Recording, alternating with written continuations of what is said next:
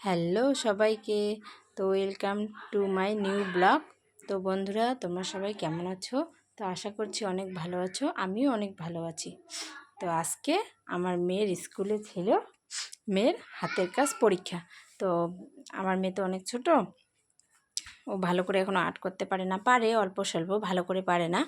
তো আমার মেয়ে আমাকে বলতেছে, মা আমাকে একটা আর্ট করে দাও, স্কুলে দেব।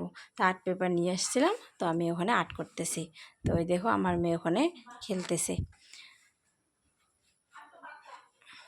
আমি আর্ট করে দিলাম আর মেয়ে কিন্তু রং করে নিল। প্রথমে দুইটা আর্ট করে দিছি, ওইদিকে মেয়ে রং করলো আর আমি আর একটা আর্ট করতেছি। তো আমি তো ভালো আর্ট করতে পারি না, আর্ট আর্ট নিয়ে পড়াশোনাও করিনি, এমনিতে বই দেখে দেখে দেখে দেখে যতটুকু পারলাম করে দিলাম। একটা জাহাজ এঁকেছি, তারপর একটা পদ্ম ফুল এঁকেছি, মানে গোলাপ ফুল, আর হচ্ছে চায়ের কেটলি।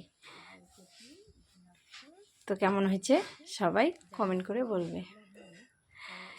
এটা সাদা খাতায় করছি, কালারগুলো খুব ভালো ফুটছে, কিন্তু এটা রঙিন খাতায় রঙিন পেজে করছি জন্য কালারটা ভালো ফুটে নেই। আর পেন্সিল রং দিয়ে করছি না, ভালো হয় নাই, পেন্সিল রঙগুলো ভালো বসে না। তো দেখো কেমন হয়েছে, অবশ্যই কিন্তু কমেন্ট করে বলবে।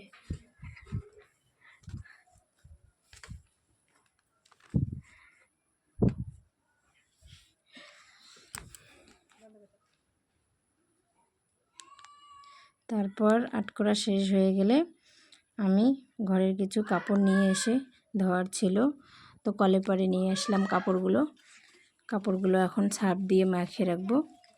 তো আমাদের মোটরটা আবার ডিস্টার্ব হয়ে গেছে, কলে জল না থাকলে মোটরে জল আসে না, তাই কলটা ঝাঁকাই নিলাম, তারপরে মোটরে জল আসলো।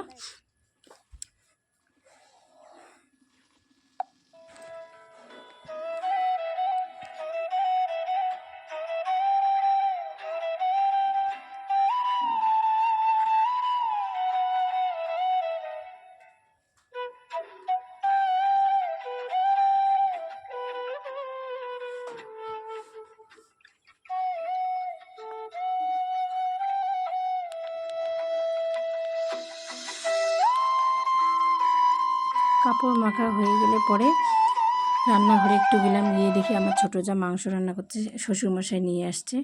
তো ওটা দেখার পর আমি কিছুক্ষণ অপেক্ষা করার পর কাপড়গুলো ধুতে আসলাম, কারণ স্কুলে যেতে হবে, তাড়াতাড়ির মধ্যে করে নিলাম। আমার মেয়ের পরীক্ষা ছিল 1টার দিকে, তাড়াতাড়ি করে কাপড়গুলো ধুতে আসলাম।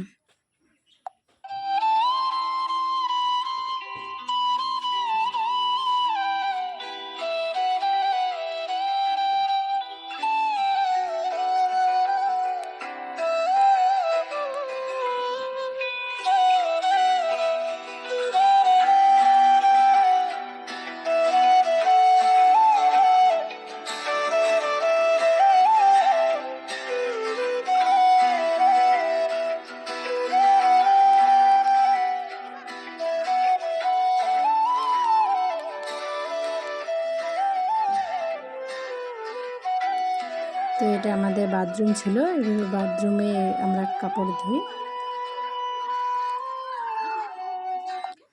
তারপর আমার কাপড় ধোয়া হয়ে গেলে 12:30 বেজে গেছিলো।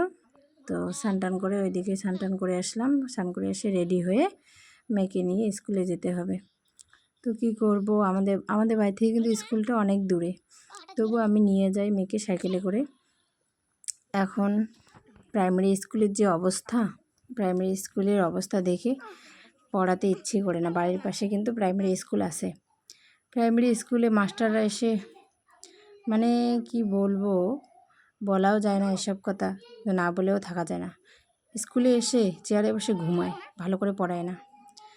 তার জন্য কষ্ট করে ডাকালিরহাটে নিয়ে যাই মেয়েকে বাজারে পড়াতে, একাডেমিতে। তো টাটা, আমরা এখন মা মেয়ে মিলে স্কুলে চলে গেলাম। আজকের ব্লগটা এখানেই শেষ করলাম। তো বন্ধুরা, কেমন হয়েছে অবশ্যই কিন্তু কমেন্ট করে বলবে। টাটা।